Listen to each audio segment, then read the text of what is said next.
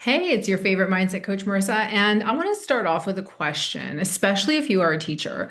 What is the story that you keep telling yourself about why you can't do more than just teach? When I first met Ndzaba, I was blown away by his story about how he was working this 9 to 5 job. And then through just the way that he started coaching himself, he decided to follow his passion and create his own art academy that is allowing him to do exactly what he wants to do.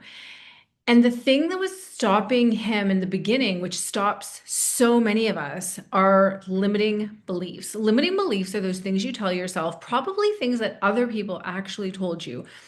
Either you're not creative enough, you don't have time, it's too late for me, I can't, it'll never work, right? Those things that are stopping you from actually moving forward. But those things are not facts. And really, they are the thing that is keeping you stuck. So in this episode, Nzaba tells us how he broke through those limiting beliefs and allowed himself to not only dream big, but to follow those dreams and make them become a reality. Because let's face it, I have no doubt that just like me, you have other things, creative ideas, dreams, goals that are in your mind that you are just telling yourself you can't do for whatever reason. And today might be the day to break through one or more of those limiting beliefs. So if you've been feeling like there's more for you, but you can't quite get there, then this is the episode for you. Let's get into it. Nzaba, thank you so much for joining me today and joining our listeners and viewers. I am just so grateful you are here. How are you? I'm doing good, Marissa, and I'm just equally as grateful and excited to be here with you and your audience. Amazing. Well, I really want to start because I love the story of how you transitioned from your basic kind of 9 to 5 job into your passion with regards to art and starting your own art school, art creators academy. So I would love for you to Yes. just give us a little bit of a bit of a history, just kind of tell us your story a bit. All right. Well, briefly, because it all started in 1997 when I was born, right? But as I grew older, in my younger years, art was something that I definitely explored, not even in just like the area of drawing, but also music. So I come from a musical, artistic family, if I should say. And my biggest sister was the one who then influenced me from a lack of having toys to just coming up with, let's just then make our own toys. And she drew our own family, colored it up, cut it out, and boom, we have new toys. And I was so inspired by that to make my own. But then that was like a seed which grew into just like exploring other things from cartoon shows that I liked and a few relatives, friends, things that when I look back, it was always just something that was a part of me and following me and blossoming into something that's become the Art Creators Academy today. However, it was not such a beautiful story as I am telling you now. There were many in between, such as abandoning my craft entirely. And I don't know if you want me to go into that a little more. Yeah, of course. I think people can definitely relate to having a passion as a child, and Yeah. really believing this is where they're going to head and then sort of abandoning it. So, yeah, what happened? Um, when it came to me, that like I realized, looking back and just studying about what causes most aspiring artists to quit to begin with, is the education system that we have, which Right. seems to be at a global scale, and it encourages more worker mentality than creative mentality, Yes. right? And I also recently discovered that it was a man named Rockefeller who had f funded the education board a couple of decades back, and he is famously quoted for saying, "I want workers, I don't want thinkers." And so what I then saw was like, it's true that the art subjects are put to the sidelines, right? Yep. Or at best, I mean, you could like have a high grade in that, but if you fail math and English, you're not passing. So subconsciously, I'm being groomed in an environment to believe that art is just a wayside thing. It's just a hobby thing. It's Hobby, nothing to right? take seriously. Exactly. Exactly. Or even consider having a career. So I know that these things fed into my inevitable leaving it behind, as well as not knowing the fundamentals and not seeing any realistic opportunities where I came from. I was born and raised in the Kingdom of Eswatini, which is located in Southern Africa. Next to South Africa, I'm sure Marissa knows about that. Yes, I know it well. Mhm. I just wanted to touch on that because I actually did a motivational speech on the greatest lie we are told, which is we are not creators. Mm. Because going into school, we are so indoctrinated into believing that we have to be academic. And in fact, every single one of us are born creators. We may not realize it, but creating does not necessarily mean just art or Yes. drawing or singing or acting or anything like there are many ways to create, and we should all believe that we are creators because we are. So I really Yeah. appreciate you saying that because it is so absolutely true, and I love that. I love that. Well, I don't love that quote, but I understand why it happened. Yeah, and I 100% agree with you. In fact, I believe that we were created by a creator, Yeah, therefore it's in our nature to create. And so if you look at any other field outside of art, because it's true, like I'm sadly the common stereotype in this situation where I'm talking about being creative and doing art, but I am able to look at it from like a universal perspective to say that to discover the math equations and the scientific breakthroughs required creativity. It yeah, required out of the box thinking and innovation. So, for anyone who's listening here and wondering, how am I creative? Well, if you found yourself in a situation and had to think of something outside of what you used to get out of it, that requires creativity. absolutely. Congratulations, you're a creator. I love that. And like innovation is creativity, right? Creation, Exactly. innovation, it works together 100%. Like, yeah, I love that. So tell me then okay, so then you were in obviously you went through schooling and then got into a basic job, and because I want to definitely talk about limiting beliefs for a bit, but what Mhm. stopped you, do you think? Do you think it was the schooling that sort of stopped you from pushing forward with the creativity, with the art? Or, yeah, tell us a little bit sort of how the transition happened. I believe it was a number of things. I'm definitely a believer in, God's timing and things coming to fruition when it's supposed to. But there is an argument to be made that maybe things could have happened sooner rather than later. So I didn't leave artistic activities entirely. I then was exploring a lot more on the music side, was a rapper. I love, writing lyrics, and I was inspired by storytellers such as your Eminems and your Yeah. Drakes and even some Tupacs there, J. Cole. And I was exploring that and deciding to take that a lot more seriously, though eventually just decided to like further my studies to be honest, get out of the country. There are not so many opportunities. I hope things are better today in Eswatini as I live in Brazil right now, where, re viable careers can really flourish from your studies, whether you study abroad or not. But studying abroad definitely opened my eyes to just seeing more, and I had many life-changing experiences there. That's a tangent. Coming back to to what you were asking, it's all connected because what I thought again about just like the same education system, like I want you to think about this. We are people who have a tendency of having more than one gift or talent or, inclination to doing any creative activity.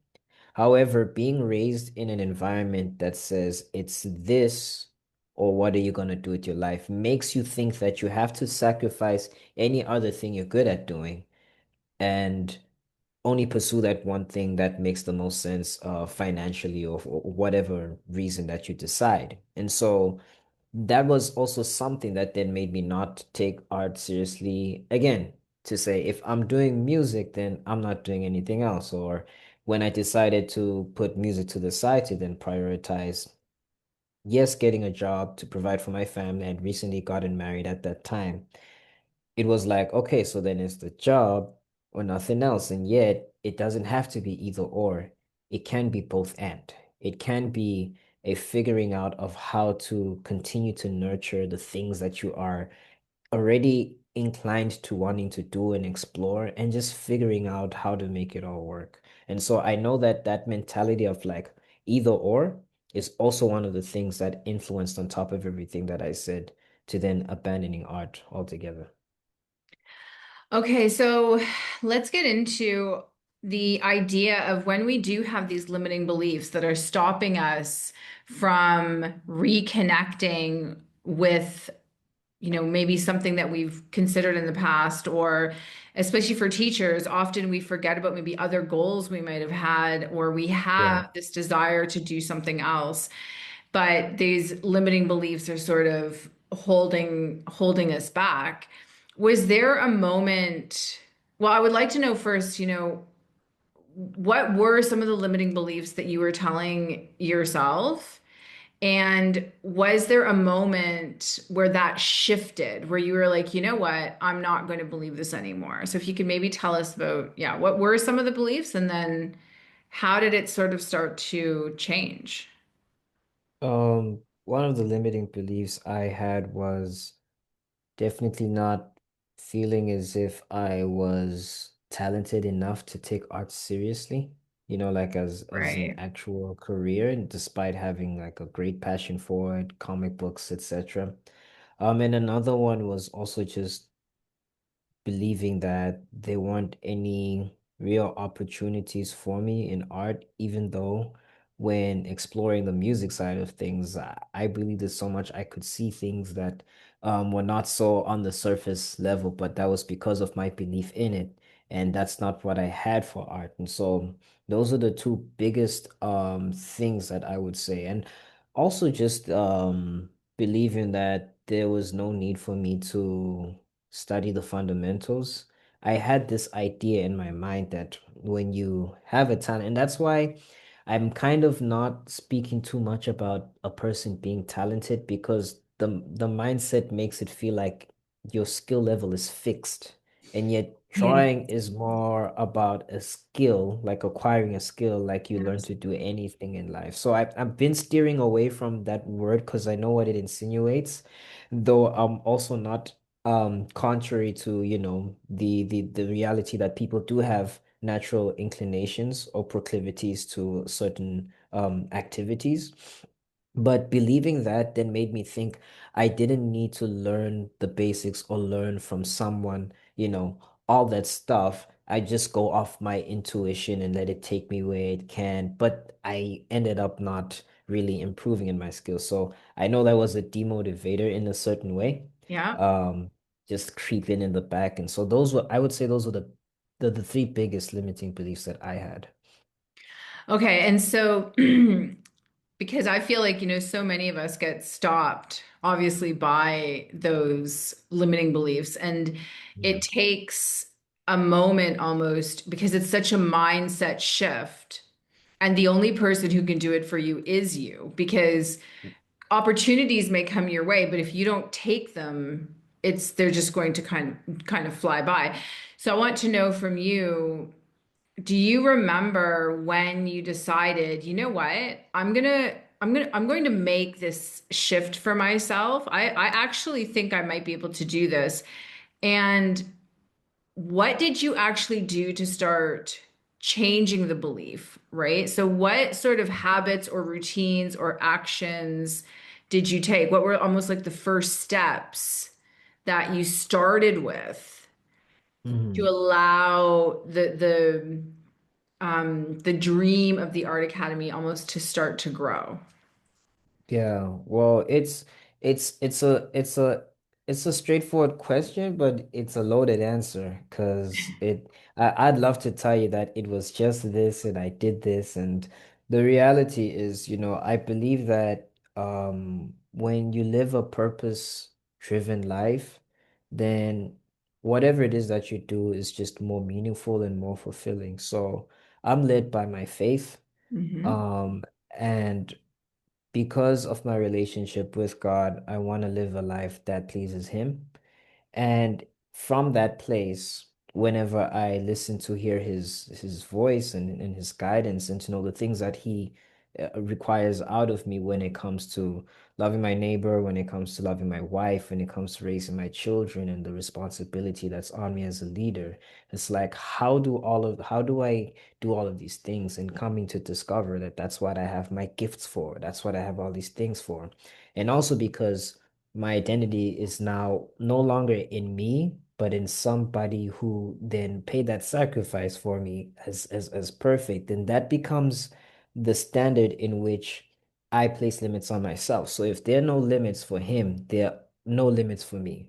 And I'm not alone in this. I believe that it's important, just as having an environment, to have somebody who has gone greater than you have to help you get, to where you want to go, which is what I like about what you do as a mindset coach. There's somebody who cannot see for themselves in as much as they want to, but to your point, have to want to make a change, to be aware of that change, etc. And so, how does this all connect? It all connects to a day in 2024, the end of the year crossover. And I felt a conviction that I should come back to drawing.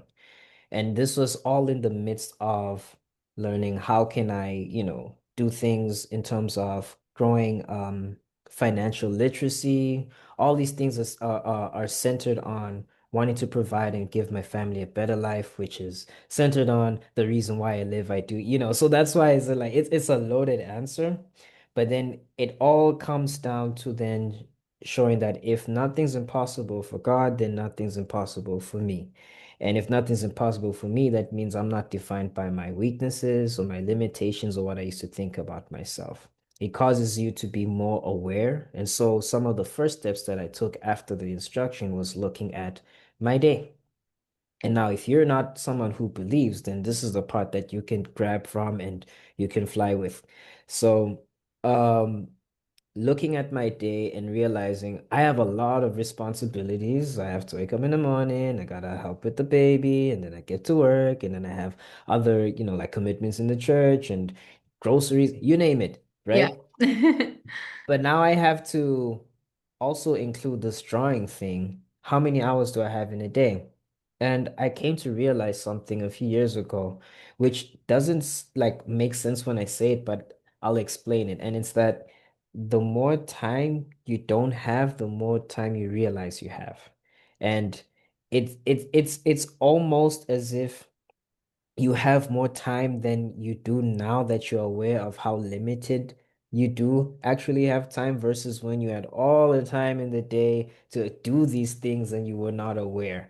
And so I looked at my timetable. I'm like, okay, I could get up an hour earlier and just dedicate time to that. Or I could choose to sacrifice, indulgences like entertainment in the evening Yeah, and dedicate it to this.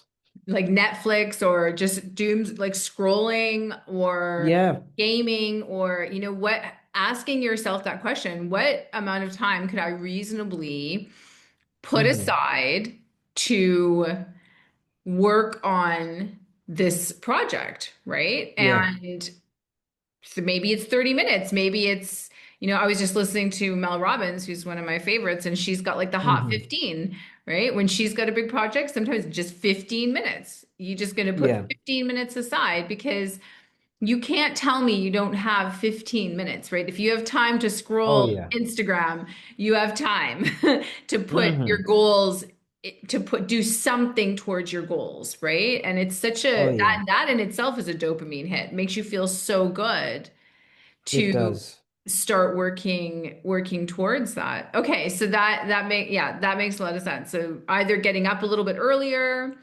looking at after, after work? Do you have, 30 minutes? Would Yeah, that work for you? Right. And you just know, starting to and plan it out. exactly. And it's on you as to how much you want to improve or Yeah. devote yourself in the activity, like outside of drawing, just whatever creative pursuit that you're doing, right? And so that's what I did. I mean, if you think about it, it's a better alternative for me to spend time drawing than it is to watch a movie, even if I like both because one is more productive. One is doing something to me mentally, and my goodness, the mental health benefits that come from drawing alone, emotionally, all the stuff I've studied, like you become a lot better doing that activity which you already like to do, as opposed to something else that's not giving you the same value in return. Yeah. And I think you touched on something extremely relevant where sometimes that 15 to 30 minutes might just be reading about the niche that you want to go into, right? Really Yeah. looking at what area do you want to head into, and can you read up on it? Can you, Hmm. follow people who've done it, or, look for Yeah. mentors out there? Sometimes it's literally just 100%. that. It's not Yeah. putting out too much mental effort. It's just learning. That is Learning. absolutely part of, the game, or like to get you to be more aligned with that happiest, I always call it like the highest version of you, right? The happiest, Hmm. Hmm. most Hmm. successful, most profitable, person. So I think Yeah. that's fantastic. And I want to ask you, because as it does with everybody, as we are like, it's almost designed. Sometimes I like to say, your mind has the inner critic and you need to turn it into the inner coach. That is the idea, right? Hmm. To just Hmm. constantly Hmm. being your That's own. so good. Yeah. So you're like, no, you can do this. There's no evidence saying you can't. So Hmm. when for you, when doubt creeps back, I mean, as someone who's been researching and being has been into mindset for, 12, 13 years, for me, I Hmm. have a lot of tools on what to say when that any type of doubt creeps in. And Yeah. so that you don't slip into old patterns. And part of it is even just starting my day with today, I have a YouTube video that I play, and it's like, today is going to be a great day. It's just all Hmm. about today is going to be a great day. And that's the first thing I want Yeah. to program into my mind. So I want to know with you, what are some of the ways that if doubt, when doubt started creeping in as you were in the process of creating the academy, how Hmm. did you handle it? Yeah, it really comes down to your beliefs. And I definitely say that like it's always good to incorporate beliefs that serve you rather than harm you. And so understanding that despite well, number one, the only way to getting to where I want to go is in the process. And the process is not expected to be perfect, but the process is perfecting you as Right. you're going through it. So I don't have to have it all figured out. I just have to take a step. And if I realize that in every moment, like all this is working out for me, you know, then I'm more analytical about what did work out versus what didn't. What am I learning? What Yes. what what am I coming to discover that I used to think was working this way that actually isn't, and what can I do about it? And when you realize how much more wisdom that you're acquiring in the process, then it does help you to be less hard on yourself. And it comes to beliefs. Like there's also just one passage of scripture that comes into my mind. I think is in a letter of First Corinthians, maybe chapter 13. But what it says is, to be careful because bad company corrupts good morals. But then I thought about it. Like, well, number one, it's saying that in the environment can really shape and affect your character more than you think. Like you can feel like I'm on top of the world, I have what it takes, but stay in a suffocating environment enough and it will overcome you. But then there's also the flip side, which is what happens in an environment where good company can help bad morals. And so I involve myself or hang around people who are a good influence in terms of the places that I want to go in my life, because their beliefs and what they believe about situations, whether from the experience, the successes, their failures, Yeah. those are the things that then encourage me to continue to get rid of all, the doubt and all the questions that do come up. And I like that, you had said like if, but then you'd said when, because doubt will always come, right? And so those are the things I do. It's having beliefs that serve me rather than harm me, and keep encompassing myself in an environment that um builds me up to where I Yeah. want to go and who I want to be. Absolutely, absolutely. And I always mention the quote, I think it's by Jim Rohn, which is, you are an average of your five closest friends. Hmm. And right. And there will always be people who are going to try to like squash your dreams and say, like, keep you small. Yeah. But there are also people out there that will support your dreams. And for the beginning, they might just be on YouTube or on podcasts. Like they might not Yep. be in your life, but you can find them and go out Yeah. there and listen to them and believe that so many of these people started in these same environments as where you are. And they made it because they didn't listen to the noise around them. They listened to the intuition inside of them and Yeah. allowed themselves to try, right? And Yeah. to Yeah. take the opportunities that were coming their way and to wake up that little bit earlier, to not maybe go out with friends regularly and, drink or do drugs and things like that. Hmm. Um, and you will find those people that want to stop you, but that's why you've got to be in your own mind, like, no, I am going to do this. I know this is going to Yeah. succeed, right? Just believing. So I think who you are hanging around with is extremely important. And just Yeah. understanding, like I said, that if there is nobody in your immediate environment, go find them online because they are there, Yeah. Yeah, right? They're there. 100%. And just I feel like I don't know, I just feel like empathizing with someone who might be listening to this and feeling like, oh, you know, the hiccup we enters when we want the people that we love to be the ones that believe in us and what we want to do, and that tends to be the emotional Yes. battle, right? That Yeah. makes us not want to take that step. Like, I know that there's someone out there who believes in me, but I don't want it to be him. I want it to be you. And this is the reality. The sad reality is it's not, and that's okay, because more important is you living your life to the fullest than living a life based on someone else's expectations. I love that. That's so absolutely true. You have to, in the end, it is about you, right? You are the one, Hmm. if you want to go out there and add value to people's lives, go out there and add value, find a way that you can create and live that passion that you want to. And because it really does start in the mind. You can't control the thoughts and reactions and the attitudes of other people. You can only Yep. control your own thoughts, reactions, attitudes, and how you choose to show up, right? Yeah.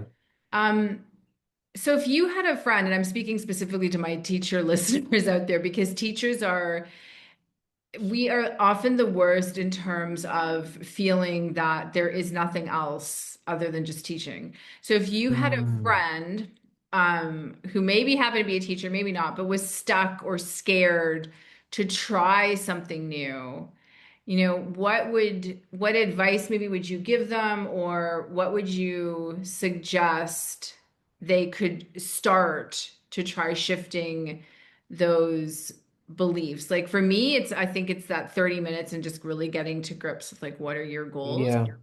Is there anything else you might say to them, or do you feel we've kind of touched on it today?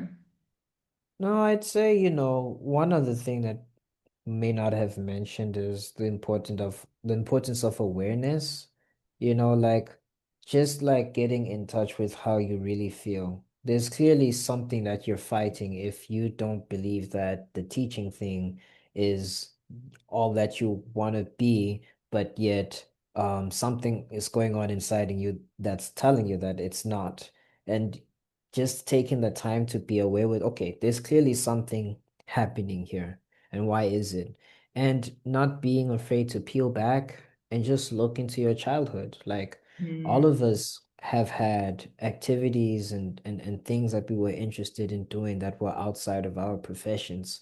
And exploring that a little bit. And even if it's not something that, you have to monetize from, but just connecting back with that, because I really believe that our inclinations or talents, right, they are part and parcel in what helps us live a purposeful life. And when we choose to neglect them, even in the successes of stuff that we can do academically, it's never going to be able to fill the voice that only our talents and gifts can. And so just understanding that like there's more to you than just what you're doing.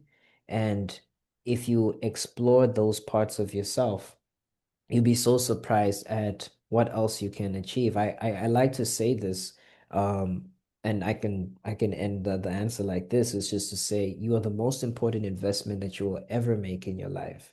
And that's not to the world standard of what a good investment is, but to what you already know that you feel driven to do by intuition and things that you like to do naturally. You, just like if I need to pay somebody to help me understand what's going on in my mind, that's worth the investment. If I need to spend money to understand how to turn this into a practical daily routine, that's worth it because it's speaking to who you are and it's only going to help you then walk in your purpose.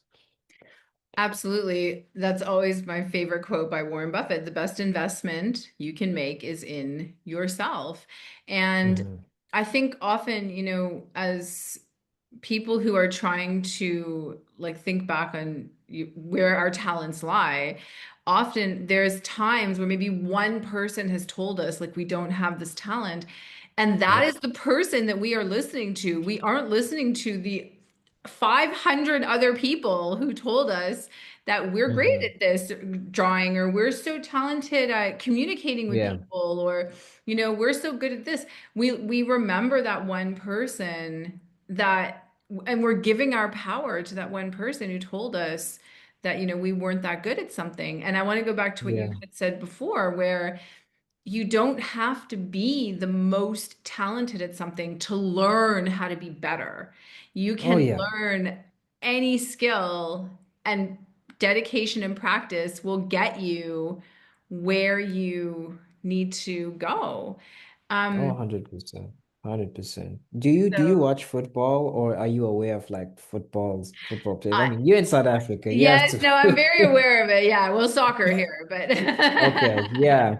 And there's always there's been this argument. It's not so present anymore because the guys are getting old with Lionel Messi and Cristiano Ronaldo, where yes.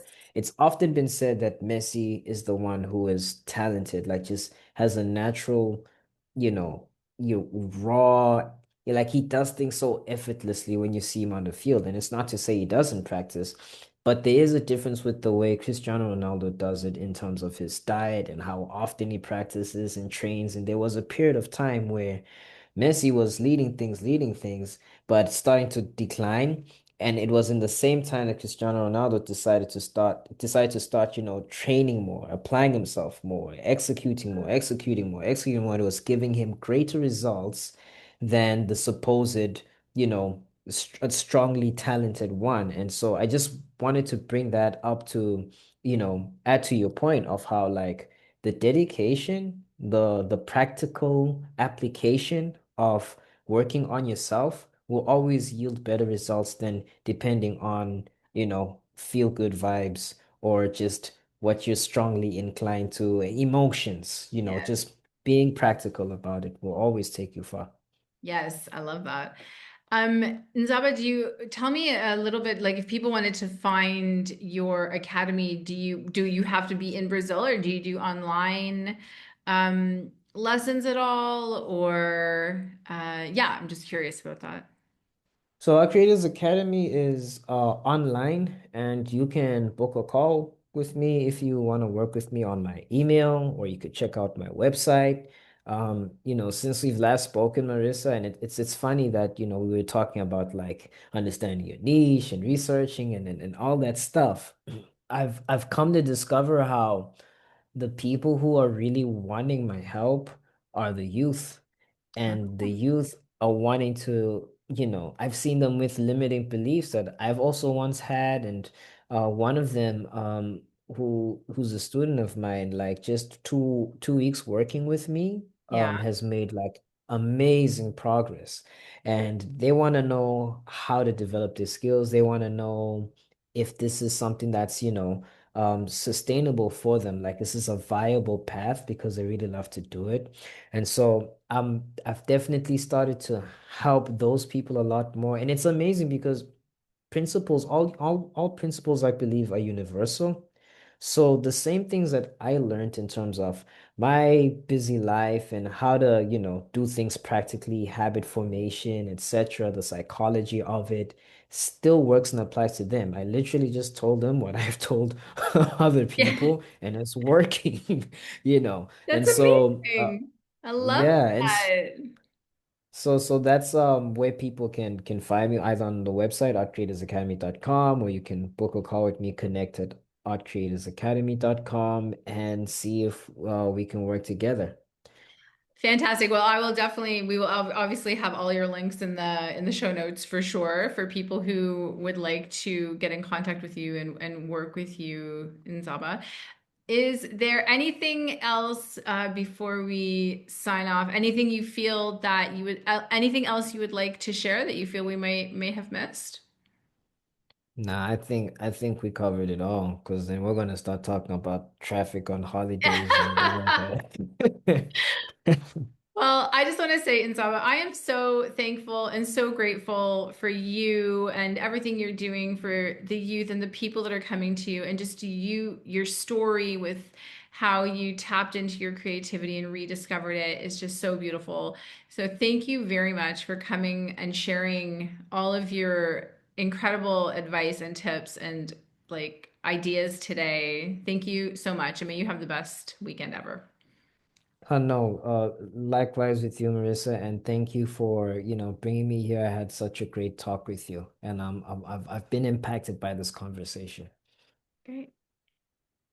Okay, were you as blown away by Nzaba's story as I was? Because I know for me, overcoming those limiting beliefs took a lot of time. That's why I went into being a mindset coach and why I specifically love working with teachers because I love helping them break through and start achieving those goals, those dreams that moves them outside of the classroom, but possibly still within teaching, or to be honest, into something completely different. I've had teachers leave teaching and I've had them grow and expand beyond their wildest dreams in other aspects of education.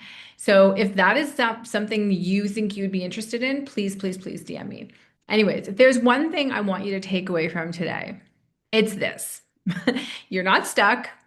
You're not just a teacher, or if you're not a teacher, you're not just a insert job here. And you're definitely not done growing. I don't care how old you are. The only thing standing between you and that next version of you is likely one belief. So I don't want you to wait for more time. Don't wait to feel ready. Start small, start messy, start with your 15 minutes, but just start. Take today to write down, what does that big goal look like for you? What does that big dream look like for you? Is there a way that you could dedicate 15 minutes a day to working on that big goal? Bet you there is.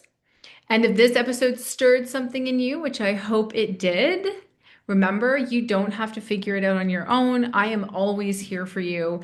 There is always more available, even if us talking is just a space for you to help get yourself unstuck and moving towards that next most amazing, awesome, incredible prosperous, successful version of you, then let's do that.